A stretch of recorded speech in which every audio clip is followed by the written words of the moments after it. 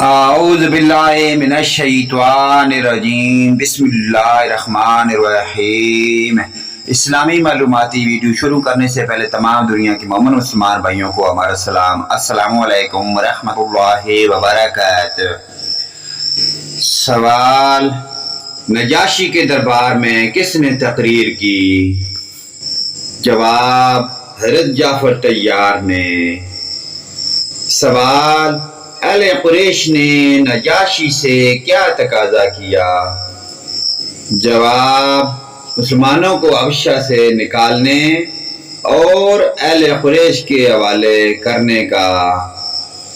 سوال: مسلمان حبشہ سے واپس مکہ کیوں آئے؟ جواب: مسلمانوں نے یہ افواہ سنی کہ کفار مکہ نے اسلام قبول کر لیا، چنانچہ